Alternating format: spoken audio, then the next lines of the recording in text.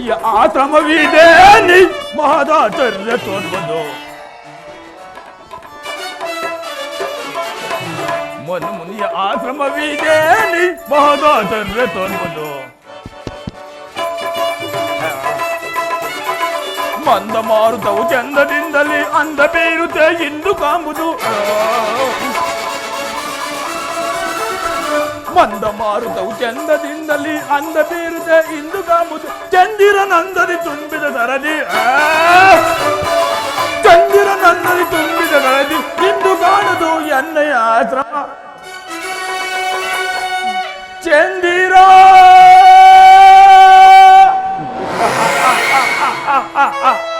ನಂದದಿ ತುಂಬಿದ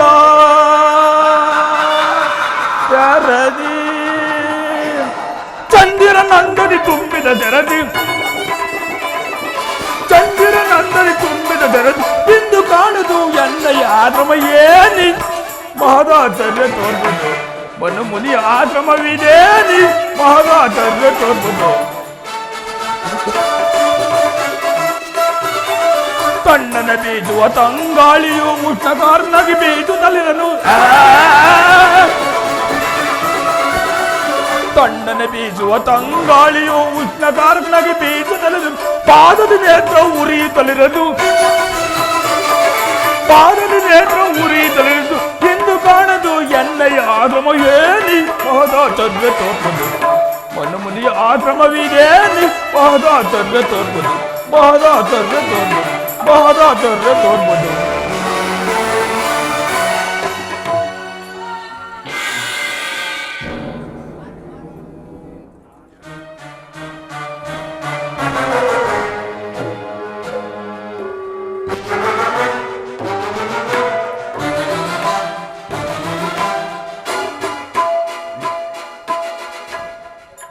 ಈ ಕಮಂಡಲದಲ್ಲಿ ಪರಿಶೋಭಿಸುವ ಗಂಗಾ ಜಲದಂತೆ ತಂಪಾಗಿ ಬೀಸುತ್ತಿದ್ದ ಮಂದ ಮಾರುತನು ಇಂದಿನ ದಿವಸ ಉಷ್ಣಕಾರಕನಾಗಿ ಬೀಸುತ್ತಿರುವನು.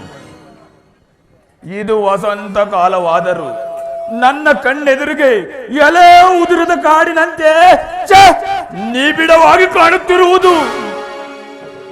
ಅದು ಗಂಧರ್ವಪತಿಯಾದ ವಸುಂಧರನು ಇತ್ತಲೇ ಬರುತ್ತಿರುವನು.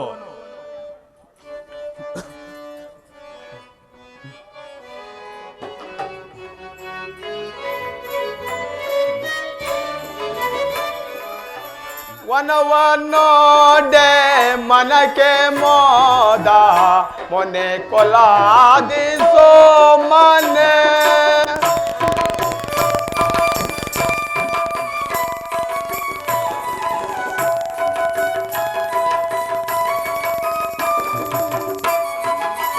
ವನವನ್ನೋಡೆ ಮನಕ್ಕೆ ಮೋದ ಮೊನೆ ಕೊಲಾದಿಸೋ ಮನೆ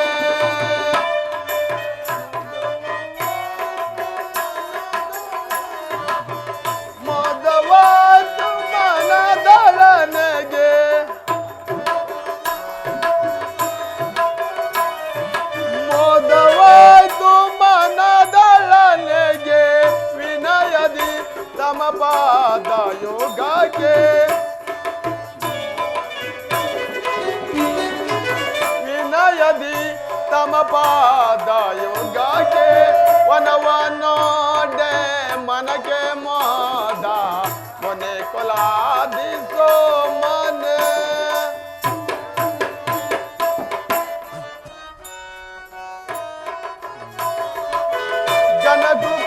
ಜನಕೃಪಾದಯಾಳು ನಮಿಪೆ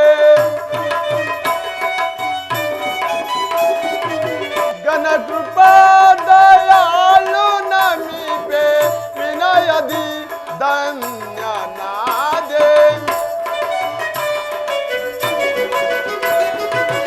ವಿನಯದಿ ಧನ್ಯನಾದೆ ವನವನ್ನೋಡೆ ಮನಕ್ಕೆ ಮೋದ ಮೊನೆ ಕೊಲಾದಿ ಸೋಮನೆ ಭೃಗುದೇವನಿಗೆ ನಮಸ್ಕರಿಸುವನು.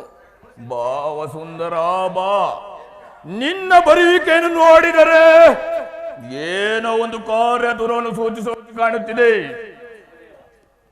ಭೃಗುದೇವ, ಜನನಿಯ ದಾಸ್ಯವನ್ನು ಬಿಡಿಸುವುದಕ್ಕಾಗಿ ಗೃಹೋತ್ಮಂತನು ಮಹೇಂದ್ರನಿಂದ ಒಂದು ಅಮೃತ ಕೊಳವನ್ನು ತರುವನು. ತೆಗೆದುಕೊಂಡು ಹೋಗುವ ಸಂಭ್ರಮವು ನನಗಾಯಿತು ಈ ದಿವಸದಲ್ಲಿ. ವಸುಂಧರ, ಅಮೃತದ ಕೊಳವನ್ನು ತೆಗೆದುಕೊಂಡು ಹೋಗುವ ಕಾರ್ಯದಲ್ಲಿ ನಿರತನಾಗಿರುವೆ. ಮಾತ್ಮನೆ, ನಾಳಿನ ಸತ್ಯಾಗದ ಮಹೋತ್ಸವಕ್ಕೆ ಶ್ರೀಮನ್ ನಾರಾಯಣನು ಶಿವನಾಮ ಸುಧಾಮೃತ ಎಂಬ ಒಂದು ಅಮೃತ ಕಳಸವನ್ನು ತರುವನು. ಅದನ್ನು ಸೇವಿಸಲು ನಾನು ಹೋಗುತ್ತಿರುವನು. ಈ ವಿಷಯವು ತಮಗೆ ತಿಳಿಯದೆ? ತಿಳಿದಿದ್ದರಿರಬಹುದು. ಮಕ್ಕಳು ಕಟ್ಟಾಡುವ ಕಟ್ಟೆಯಂತೆ ದೇವತೆಗಳು ಓಡಿರುವ ಅದೊಂದು ಆಟ. ಗಂಧರ್ವನೇ, ಸತ್ರಯಾಗ ಅಂದರೇನು? ದೇವತೆಗಳು ಅಂದರೇನು?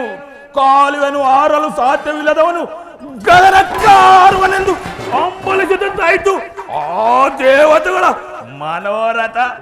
ಭೃಗುದೇವ, ಅಲ್ಲಿಗೆ ಜಗದೇಶ್ವರನಾದ ಪರಶಿವನು ಅಗ್ರ ಪೂಜೆಯನ್ನು ವಹಿಸುವಾಗ ಅದನ್ನು ಮಕ್ಕಳಾಟವೆಂದು ಭಾವಿಸಬಹುದೇ? ಅಲ್ಲದೆ ಅವನ ಕೃಪೆಗೆ ಪಾತ್ರರಾಗಿ ಅವನ ದಿವ್ಯ ರೂಪನ್ನು ನೋಡಬಾರದೆ? ವಸುಂಧರ, ಆ ಪರ್ಯಾಯದ ರೂಪಿನಲ್ಲಿ ನೋಡಬೇಕಾದ ವಿಷಯಗಳೇನಿದೆ? ಅದು ಮಹಾ ಋಷಿಗಳಾದ ನಿಮ್ಮಿಂದಲೇ ಹೊರಬೀಳುತ್ತಿರುವುದು. ಈಶ್ವರನು ಪರದೇಶಿ ಆದ್ದರಿಂದ ಅವನಿಗೆ ಮನ್ನಣೆ ದೊರೆಯುತ್ತಿರುವುದು. ಆತನಿಗೆ ರೂಪಿಲ್ಲ, ಜನನ ಮರಣ ಆದಿಗಳ ದುಃಖವಿಲ್ಲ. ಹಬ್ಬದ ದಿವಸ ಹಗಲಿರುತ್ತಿದ್ರೆ ಇಲ್ಲದ ಕೂಗಿ ಸುತ್ತುತ್ತಿರುವ ರಾಟೆಯಂತೆ ಈ ಸಂಸಾರದ ಹಂಗಿಲ್ಲ ಪರದೇಶಿಗೆ. ಆ ಪರದೇಶ ಸುಖವನ್ನು ಬಯಸುವವರಿಗೆ ಮಾತ್ರ ಪರದೇಶಿ ಆದ ಪರಶಿವನು ಪರಮೇಶ್ವರನಾಗಿ ಕಾಣಿಸುವನು. ವಸುಂಧರ, ವಸುಂಧರ, ಸಾಕು ನಿಲ್ಲಿಸು. ಇರುವೆ ಕಣ್ಣಿಗೆ ಸಾಸ್ವಾಯು ಕೊಡನಾದಂತೆ ಗೋಸ್ಪಾತದ ಕಿಲಾಲ ಜಲವು ಪಿಪೀಲದ ಕಣ್ಣಿನ ನೋಟಕ್ಕೆ ಮಹಾಸಮುದ್ರವಾದಂತೆ ನಿನಗೆ ಆ ಪರಶಿವನು ಅವರ ಮಹತ್ವ ನನಗಲ್ಲ. ರಸದಲ್ಲಿ ವಿಕ್ಸು, ಭೃಗುದೇವ, ರಸದಲ್ಲಿ ವಿಕ್ಸು, ವಿಷದಲ್ಲಿ ಹಾಲಾಲುವೆಂದು ಹೆಸರಾಂತ ಪರಶಿವನು ನಿರಾಕರಿಸಬಹುದು. ಕಾಲ ಅತೀತವಾಯಿತು, ನಾ ಇನ್ನು ಹೊರಡುವನು. ಹೊರಡು.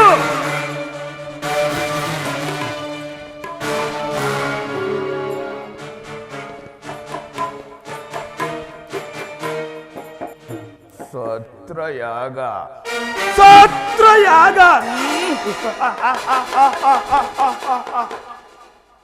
ದೇವತೆಗಳು, ದೇವತೆಗಳು, ಸತ್ರಯಾಗ ಅಂದರೇನು? ದೇವತೆಗಳು ಅಂದರೇನು? ಕಾಮಕ್ಕೆ ಕಣ್ಣೆರಡು, ತಲೆ ಒಂದು ಸಾಲದೆಂದು ಒಂದು ಹೆಣ್ಣನ್ನು ನೋಡುವುದಕ್ಕೆ ಹಲವಾರು ಕಣ್ಣುಗಳನ್ನು, 4 ತಲೆಗಳನ್ನು ಧರಿಸುವ ಆ ವೈದಿಕನಾದ ಬ್ರಹ್ಮ ತೆರೆಯ ಮರೆಯಲ್ಲಿ ಅಡಗಿರುವ ವೇಷಾಂಗನಿಯಂತೆ ಕ್ಷೀರ ಸಮುದ್ರದಲ್ಲಿ ಯಾವಾಗಲೂ ಜಡತ್ವದಿಂದ ಮಲಗಿರುವ ಆ ವಿಷ್ಣು. ಇವರುಗಳು ಸತ್ರಯಾಗ ಕಾರ್ಯದಲ್ಲಿ ಭಾಗವಹಿಸುವರಂತೆ ಹೆಂಡತಿಯನ್ನು ಮೆಚ್ಚಿಸಲು ಕೈಲಾಸದಲ್ಲಿ ಯಾವಾಗಲೂ ತಕತ್ತೈ ತಕತ್ತೈ ಎಂದು ಕುಣಿತಿರುವ ಆ ಪರತ್ವನನ್ನು ಅಗ್ರ ಪೂಜೆಗೆ ಕರೆದುಕೊಂಡು ಬರುವರಂತೆ. ಅದರಲ್ಲಿಯೂ ನನಗೆ ಹೆಚ್ಚಿನ ಅಧಿಕಾರವಿದೆ. ವಿಷ್ಣುವನ್ನು ವೀಕ್ಷಿಸಿದರೆ ಅವನು ನನಗೆ 2ನೇ ಮೂರ್ತಿ ಆಗುವನು. ಬ್ರಹ್ಮನಾದರೂ ಓರ್ವ ಸಾಮಾನ್ಯ ವೇಷಧಾರಿಯಾದ ಪೌರೋಹಿತ. ದಕ್ಷ ಬ್ರಹ್ಮನೇ ಮೊದಲಾದವರು ನನಗೆ ಶಿಷ್ಯರು. ದಕ್ಷ ಬ್ರಹ್ಮನೇನಾದರೂ ಅಲ್ಲಿಗೆ ಹೊರಟರೆ ನನಗೂ ಹೋಗುವ ಸಮಯ ಉಂಟು.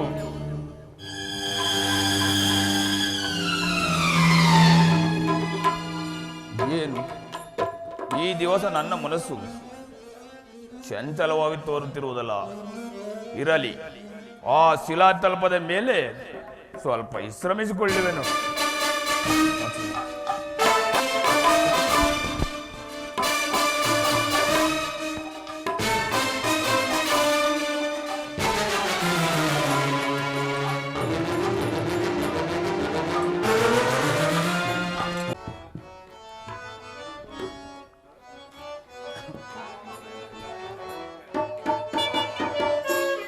ರಜತ ತ್ರಿವಾಸ ರಮ್ಯ ಕಾಂಟುದಾಸ ರಘುನಂದನವೋ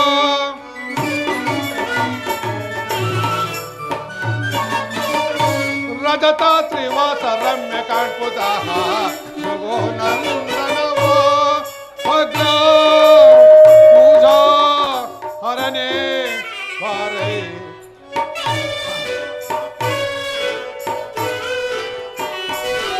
ಅಗ್ರ ಪೂಜಾ ಹರನೆ ಭಾರೈ ಅಗ್ರ ಪೂಜಾ ಹರನೆ ಭಾರೈ ಅಗ್ರ ಪೂಜಾ ಹರನೆ ಭಾರೈ ತದದ್ ಭೃಗು ಮೌನಿ ನೇತ್ರ ರಮ್ಯ ಕಾಂಟುದಾಸ ರಘುನಂದನವೋ ಭೃಗು ಮೌನಿ ನೇತ್ರ ರಮ್ಯ ಕಾಂಟುದಾಸ ಯೋಗಿ ಚರಣದಲ್ಲಿ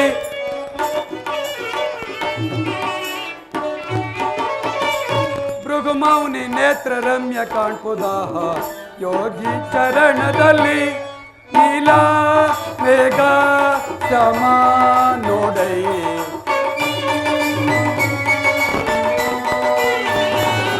ನೀಲ ಮೇಘ ಸಮ ನೋಡೈ ನೀಲ ಮೇಘ ಸಮ ನೋಡೈ ನೀಲ ಮೇಘ ಸಮ ನೋಡೈ ಭೃಗುಮೌನಿ ನೇತ್ರ ಯಕೋಪುತಿನ್ ಭೃಗುಮೌನಿ ನೇತ್ರ ರಮ್ಯ ಕಾಣ್ಪುದಾಹ ಯೋಗಿ ಚರಣದಲ್ಲಿ ನಿಜ ಯೋಗ ಭಾಗ್ಯದಿ ನಾಗಭೂಷಣ ಯೋಗ ಭಾಗ್ಯವ ಕರುಣಿಸುನಿ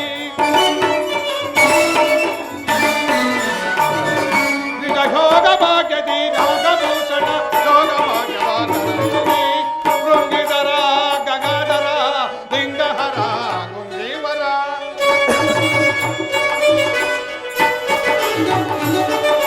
ಶೃಂಗಿವರ ಗಂಗಾಧರ ಲಿಂಗಾಧರ ಭೃಗುಮೌನಿ ನೇತ್ರ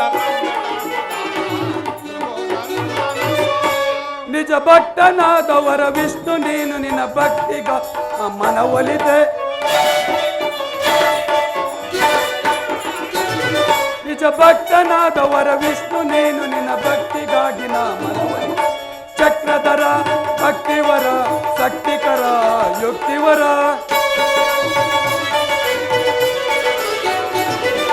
ಚಕ್ರಧರ ಭಕ್ತಿವರ ಶಕ್ತಿಕರ ಯುಕ್ತಿವರ ಭೃಗುಮೌನಿ ನೇತ್ರ ಭೃಗು ನಂದನವೋ ಸತತ ತ್ರಿವಾಸ ರಮ್ಯ ಕಾಂಟುದಾಸ ರಘುನಂದನವೋ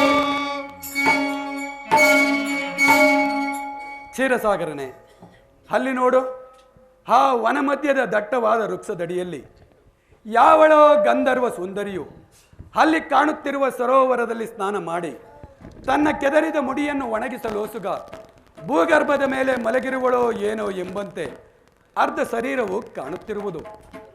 ಹತ್ತ ನೋಡು ಜನಾರ್ದನ, ಯಾವುದೋ ಒಂದು ಜಿಂಕೆಯು ಅಲ್ಲಿ ಕಾಣುತ್ತಿರುವ ಸರೋವರದಲ್ಲಿ ಮಿಂದು ಈ ಸಾಡಿದ ತನು ತಾಪವನ್ನು ಸಹಿಸಲಾರದೆ ತನ್ನೆರಡು ಕಾಲುಗಳನ್ನು ಮುಂದಕ್ಕೆ ಚಾಚಿ ಸುಂದರವಾದ ತನ್ನ ನಿಡುನೋಟದಿಂದ ಮತ್ತೆರಡು ಕಾಲುಗಳನ್ನು ಕಣ್ಣಿನ ಪಕ್ಕದಲ್ಲಿರಿಸಿ ಕಣ್ಣನ್ನು ಪಸರಿಸಿ ವೈರಿಗಳಾದ ಕಿರಾತಕರನ್ನು ನೋಡುತ್ತಿರುವುದೋ ಏನೋ ಎಂಬಂತೆ ಕಾಲಿನಲ್ಲಿ ಅಂಟಿಕೊಂಡು ಕಣ್ಣಿನಿಂದ ಕೂಡಿದ ಪ್ರಜ್ವಲಿಸುತ್ತಿರುವ ಆ ಅರ್ಧ ಶರೀರವು ಅತ್ಯಾಶ್ಚರ್ಯಕರವಾಗಿ ಕಾಣುತ್ತಿರುವುದು.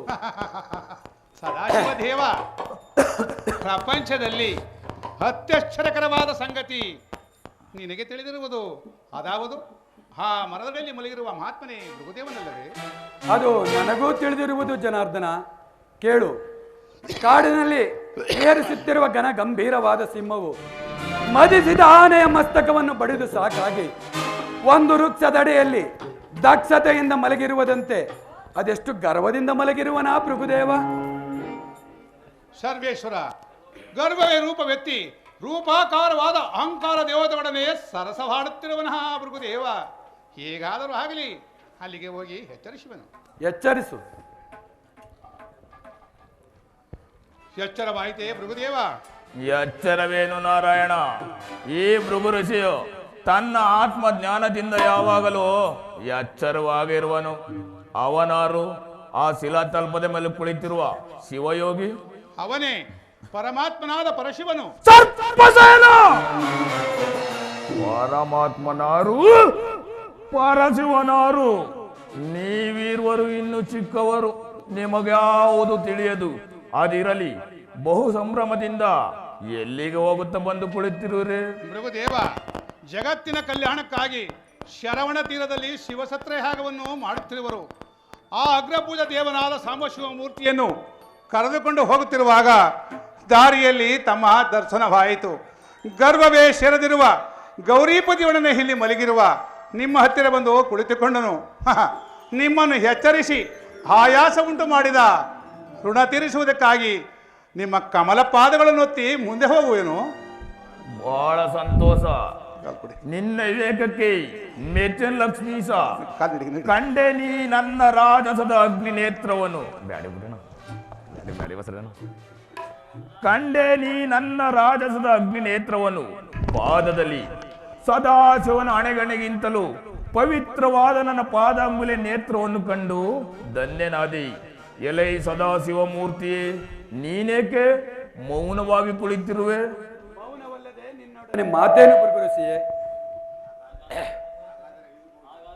ಹಾಗಾದರೆ ನನ್ನೊಡನೆ ಮಾತನಾಡಲು ಸಾಧ್ಯವಿಲ್ಲವೇ? ಇಲ್ಲ, ಈ ಸದಾಶಿವ ಮೂರ್ತಿಯು ನಿನ್ನಂತ ವಿವೇಕರಹಿತರೊಡನೆ ಮಾತನಾಡುವುದಿಲ್ಲ. ಹಾಗಾದರೆ ನೀನು ಬಹುಜಾಣನೆ.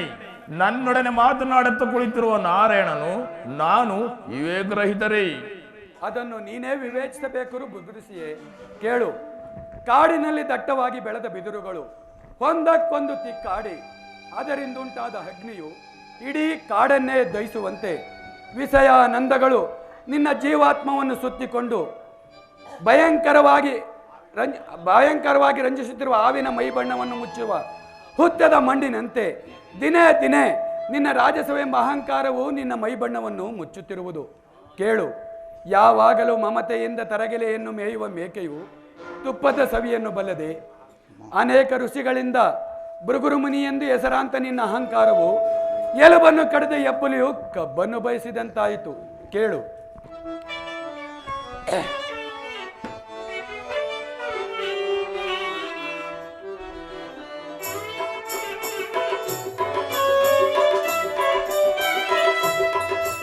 ಅರಿವಿನಲ್ಲಿ ನೀ ನೋಡು ಹರನ ಕಳೆ ಕಾಣುವುದು ಮತವೆಯದು ರಾಜಸವು ಪರಮುನಿಯ ಬಿಡು ಮನದಿ.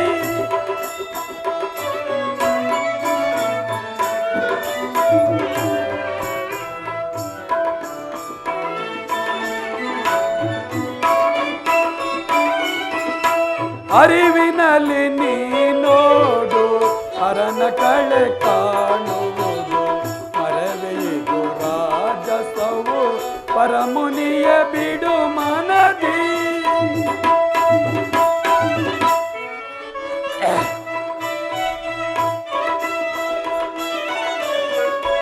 ಅರಿವು ಮರೆವುಗಳೆಲ್ಲ ಮರೆತು ಜ್ಞಾನದಿ ಮುನಿಯೇ.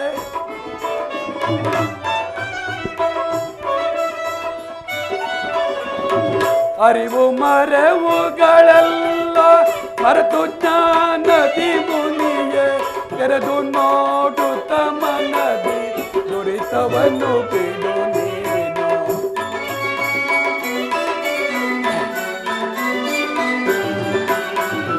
ತೆರೆದು ನೋಡುತ್ತ ಮನದಿ ದುರಿತವನ್ನು ಬಿಡು ನೀನು. ಅರಿವಿನಲ್ಲಿ ನೀ ನೋಡು ಹರನ ಕಳೆ ಕಾಣುವುದು ಮರವೆಯದು ರಾಜಸವು ಪರಮುನಿಯ ಬಿಡು ಮನದಿ.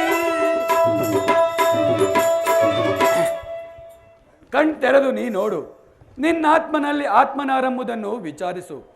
ಧರ್ಮಕ್ಕೆ ಸ್ಥಿರವಾಗಿ ಸುಖಿಯಾಗಿರು. ಅದನ್ನು ನಾನು ನಿನ್ನಿಂದ ಕೇಳಿ ತಿಳಿದುಕೊಳ್ಳಬೇಕಾಗಿಲ್ಲ. 7 ನಿನ್ನ ಗೊಡ್ಡು ಗಣಗಳಿಗೆ ಕೈಲಾಸದಲ್ಲಿ ನಿಧಾನಿಸು ಜನಾರ್ದನ. ನೀವಿರುವರು ಒಂದೇ ಸಂಕಲ್ಪವನ್ನು ಬಯಸಿ ನನ್ನಲ್ಲಿ ವೈರತ್ವವನ್ನು ಸಾಯಿಸಲು ಬಂದಿರುವರಿ. ನೀನಿನ್ನು ಹೊರಡಬಹುದು ಆ ನಿನ್ನ ಸದಾಶಿವನೊಡನೆ. ಭೃಗುದೇವ, ತೊಟ್ಟು ಮಾಗದಲ್ಲಿ ಹಣ್ಣು ಬಿಡುವುದಿಲ್ಲ. ಹೊರಡುವೆನೋ 1-2 ಗಳಿಗೆಯಲ್ಲಿ. ಬಾ ಕೌಸ್ತುಭಧಾರಿ, ತಳು ಮಾಡಬೇಡ. ನಿನ್ನ ಕಾರ್ಯದಲ್ಲಿ ಹರಿವಿಲ್ಲ ಈ ಭೃಗುಮುನಿ.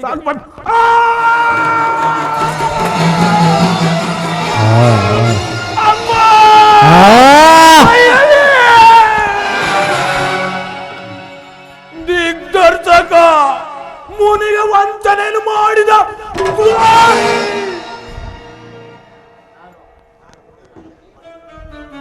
ನಾನು ಮುನಿಗೆ ವಂಚನೆಯನ್ನು ಮಾಡಲಿಲ್ಲ.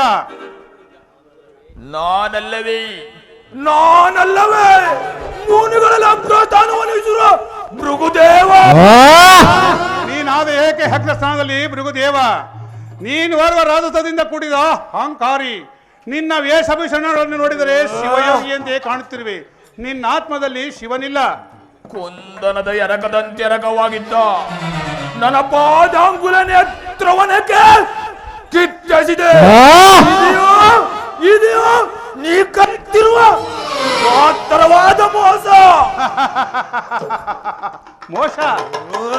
ಮೋಸವಲ್ಲ, ಮುನಿವರ್ವನ ಅಹಂಕಾರವನ್ನು ಕಿತ್ತೆಸೆದು ಅವನಿಗೆ ಉಪಕಾರವನ್ನು ಕಲ್ಪಿಸಿದ ಕಾರ್ಯವೋ ಮೋಸವೇ. ಶಾಂತನಾಗು ಭೃಗುದೇವ, ನಿನಗಾದ ಪ್ರಾಯಶ್ಚಿತ್ತದಿಂದ ನೀನೇಕೆ ಪ್ರಾಯಶ್ಚಿತ್ತ ಯಾರಿಂದ ಯಾರಿಗೆ ಪ್ರಾಯಶ್ಚಿತ್ತ? ದ್ರೋಹಿ ಮುನಿಗೆ ವಂಚನೆಯನ್ನು ಮಾಡಿದ ವಿಘಾತ. ಯಾವ ಮಹಾತ್ಮ ಋಷಿಯು ತನ್ನ ಮಹತ್ವಾಕಾಂಕ್ಷೆಯನ್ನು ಈಡೇರಿಸಬೇಕೆಂದು ಒಂದು ಉಗ್ರವಾದ ಧರ್ಮವನ್ನು ಧರಿಸಿರುವನೋ ಅಂತಹ ಈ ಭೃಗುದೇವನ ಕೋಪಕ್ಕೆ ಅಗ್ನಭಾಗಕ್ಕೆ ನೀವೆಲ್ಲರೂ ಅವಿರ್ಭಾಗ. ನೀಲಮೇಘ ಶ್ಯಾಮನಾಗಿ ಅಷ್ಟವಸುಗಳಿಗೆ ದೇವನಾಗಿ ಅಷ್ಟ ಮಹಾಲಕ್ಷ್ಮಿಯಿಂದ ಸೋವಿಸಲ್ಪಡುತ್ತಿರೋ ನೀವು ಭೂಲೋಕದ ದಶಯೋನಿಗಳಲ್ಲಿ ಜನ್ಮವೆತ್ತಿ ಇದೆ ಈ ಭೃಗುದೇವನ ಅತ್ಯುಗ್ರವಾದ ಪರಶಿವನ ದಯವು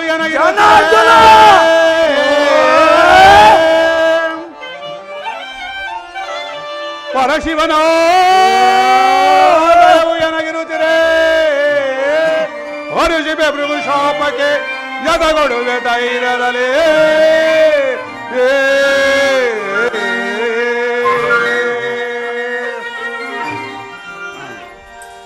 ಧರಿಸುವೆ ದಶಾವತಾರವಾ, ಧರಿಸುವೆ ದಶಾವತಾರವಾ,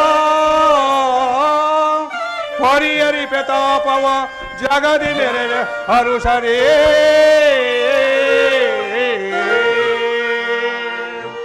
ಹೇ ಭೃಗುಋಷಿಯೇ, ನಿನಗೆ ನೀನೇ ಗುರುವೆಂದು ಅಹಂಕರಿಸುತ್ತಿರುವೆ. ನಿನ್ನ ಪ್ರತಿಜ್ಞೆಯನ್ನು ನೀನೇ ಬಲ್ಲೆ. ಇದರಿಂದ ನನಗಾಗುವ ತೊಂದರೆ ಏನಿಲ್ಲ. ನಾನಿನ್ನು ಹೊರಡುವೆನು.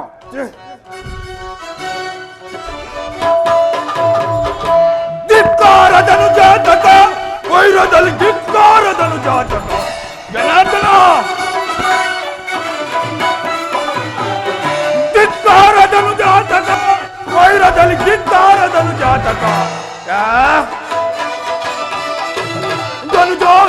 ನಿನ್ನ ಮದವನ್ನು ಬಂಧಿಸುವೆ. ನಿನ್ನ ಮದವನ್ನು ಬಂಧಿಸು. ಸಂಧಾನದಲ್ಲಿ ನೀನು ಕಿತ್ತದ ನೇತ್ರವನ್ನು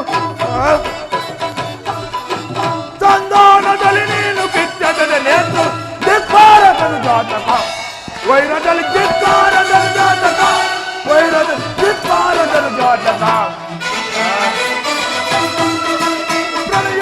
ಎಂತೆ ಭೃಗುದೇವನ ಎಂತೆ ಭೃಗುದೇವನ ತುಳಿದು ತೊಟ್ಟೊಳಿದು ಕನಬಡಿದು ಬಂದಿರುವೆ. ತುಳಿದು ತೊಟ್ಟೊಳಿದು ಕನಬಡಿದು ಬಂದು ಧಿಕ್ಕಾರದನು ಜಾತಕ ವೈರದಲ್ಲಿ ಧಿಕ್ಕಾರದನು ಜಾತಕ ವೈರದ ಧಿಕ್ಕಾರದನು ಜಾತಕ.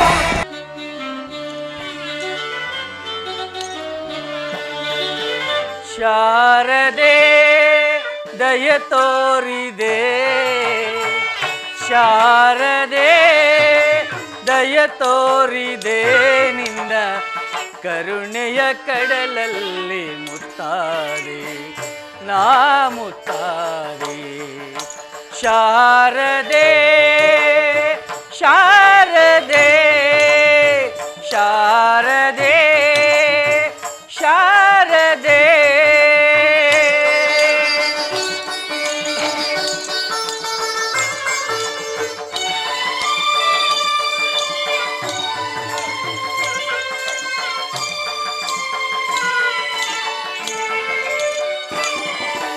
ಹಾಲ ಬೆಳಕಿನಲ್ಲಿ ಬೆಳೆಯ ಕಮಲದಲ್ಲಿ ಬೆಳೆಯ ವಸ್ತ್ರವನ್ನು ಧರಿಸಿ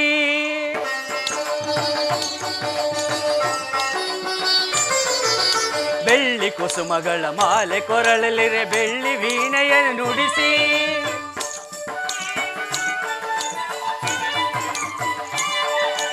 ಹಾಲ ಬೆಳಕಿನಲ್ಲಿ ಬೆಳೆಯ ಕಮಲದಲ್ಲಿ ಬೆಳೆಯ ವಸ್ತ್ರವನ್ನು ಧರಿಸಿ ಬೆಳ್ಳಿ ಕುಸುಮಗಳ ಮಾಲೆ ಕೊರಳಲಿ ಬೆಳ್ಳಿ ವೀಣೆಯನ್ನು ನುಡಿಸಿ ನಿನ್ನ ಕಂಗಳ ಬೆಳಕನು ನನ್ನ ಕಂಗಳಲ್ಲಿ ತುಂಬಿದೆ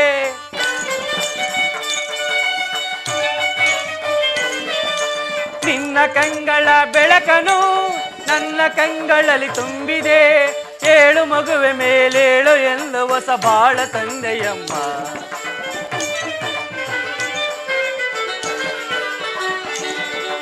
ಏಳು ಮಗುವೆ ಮೇಲೇಳು ಎಂದು ಹೊಸ ಬಾಳ ತಂದೆಯಮ್ಮ ಶಾರದೆ ದಯ ತೋರಿದೆ ನಿನ್ನ ಕರುಣೆಯ ಕಡಲಲ್ಲಿ ಮುತ್ತಾದೆ ನಾ ಮುತ್ತಾದೆ ಶಾರದೆ ಶಾರದೆ ಶಾರದೆ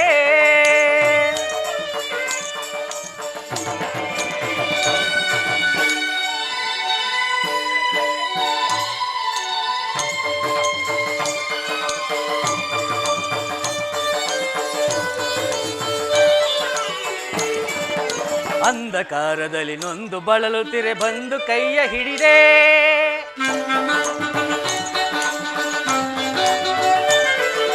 ಕಂದಯೇ ಕಳಿವೆ ಮುಂದೆ ದಾರಿ ಇದೆ ಎಂದು ನೀನೆ ನುಡಿದೆ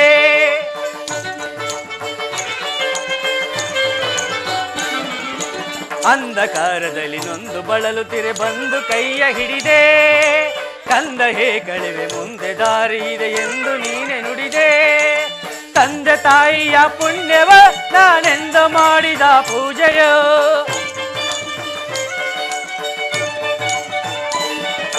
ತಂದೆ ತಾಯಿಯ ಪುಣ್ಯವ ನಾನೆಂದು ಮಾಡಿದ ಪೂಜೆಯೋ ಇಂದು ನಿನ್ನ ಕೃಪೆಯಿಂದ ನಾನು ಆನಂದ ಪಡೆದೆ ನಮ್ಮ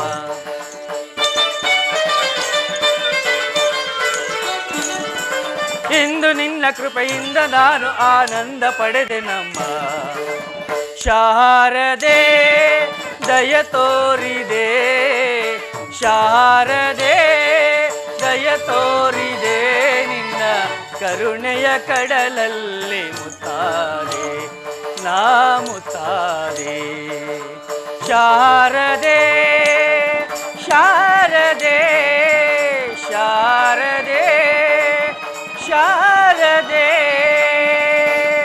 ಮಹಾದೇವ ಶಂಭೋ ಮಹಾದೇವ. ಶ್ರೀಮನ್ನಾರಾಯಣನು ಶಂಕರನು ಕರೆದುಕೊಂಡು ಹೋಗೋ ದಾರಿಯಲ್ಲಿ ಅಹಂಕಾರದಿಂದ ಮೆರೆಯುತ್ತಾ ಭೃಗುವೇಶನು ಸಂಧಿಸಿ ಅವನ ಕಾಲಿದ್ದ ಕಣ್ಣನ್ನು ಕಿತ್ತೆಸೆದು ಶರವಣ ತೀರದತ್ತ ಹೋಗುತ್ತಿರುವರು. ಅತ್ತ ಕಡೆ ದೇವತೆಗಳೆಲ್ಲರೂ ಪರಮೇಶ್ವರಿ ಅಗ್ರಪೂಜೆಯನ್ನು ಕೊಡಬೇಕೆಂದು ಬಹು ಸಂಭ್ರಮದಿಂದ ಎದುರು ನೋಡುತ್ತಿರುವರು. ಹೀಗಿರುವಾಗ ಪರಮೇಶ್ವರಿ ಅಗ್ರಪೂಜೆಯನ್ನು ಕೊಟ್ಟರೆ ಆ ದಕ್ಷ ಬ್ರಹ್ಮನಿಗೆ ಅಸಮಾಧಾನವಾದರೂ ಆಗಬಹುದು. ಇರಲಿ, ಇದರಿಂದ ಮುಂದೇನಾಗುವುದೋ ಆ ಪರಿಭವವನ್ನು ಕಾದು ನೋಡುವೆನು.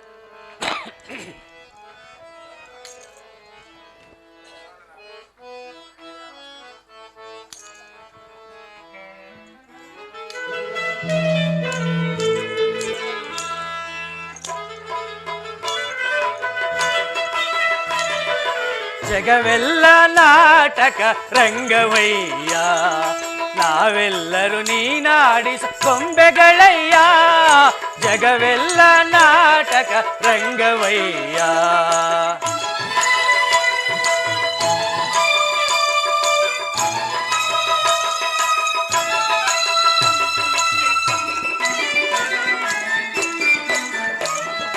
ಲೋಕದ ಜನರ ನೀ ನಡೆಸುತ್ತಲಿರುವೆ, ಭುವನ ಬ್ರಹ್ಮಾಂಡವನ ತೂಗುತ್ತಲಿರುವೆ. ನಿಸಸ ಪನಿ ನಿಮ ಪಪ ಗರಿಸ ಸಗ ಸಗ ಪನಿ ಮ ಪಪ ನಿಸ.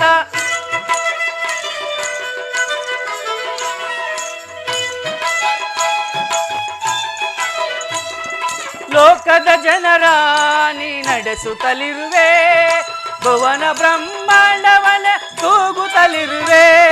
ಸೃಷ್ಟಿ ಚಲನೆ ಎಲ್ಲ ನಿನ್ನ ಆರತಿಯಲ್ಲಿ,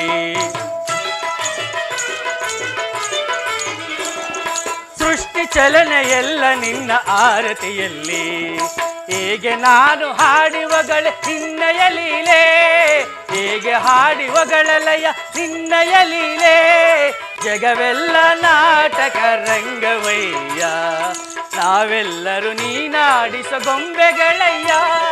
ಜಗವೆಲ್ಲ ನಾಟಕ ರಂಗವಯ್ಯ. ಮಹಾದೇವ.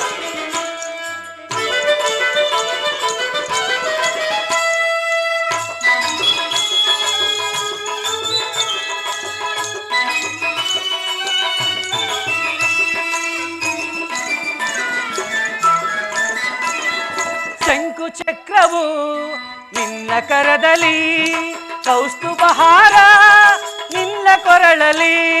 ನಿಸಸ ಪಣಿ ನಿಮ ಪಪ ಗರಿಸ ಸಗ ಸಗ ಪನಿ ಮ ಪಪ ನಿಸ. ಶಂಕು ಚಕ್ರವು ನಿನ್ನ ಕರದಲ್ಲಿ, ಕೌಸ್ತುಭಹಾರ ನಿನ್ನ ಕೊರಳಲಿ. ಶ್ರೀ ಮಹಾಲಕ್ಷ್ಮಿ ನಿನ್ನ ವಕ್ಷ ತಳದಲ್ಲಿ, ಶ್ರೀ ಮಹಾಲಕ್ಷ್ಮಿ ನಿನ್ನ ವಕ್ಷ ಸ್ಥಳದಲ್ಲಿ. ಹೇಗೆ ಹಾಡಿ ಹೊಗಳಲಯ ನಿನ್ನಯ ಲೀಲೆ, ಹೇಗೆ ಹಾಡಿ ಹೊಗಳಲಯ ನಿನ್ನಯ ಲೀಲೆ. ಜಗವೆಲ್ಲ ನಾಟಕ ರಂಗವಯ್ಯ, ನಾವೆಲ್ಲರೂ ನೀನಾಡಿಸ ಗೊಂಬೆಗಳಯ್ಯ. ಜಗವೆಲ್ಲ ನಾಟಕ, ಜಗವೆಲ್ಲ ನಾಟಕ, ಜಗವೆಲ್ಲ ನಾಟಕ ರಂಗವಯ್ಯ.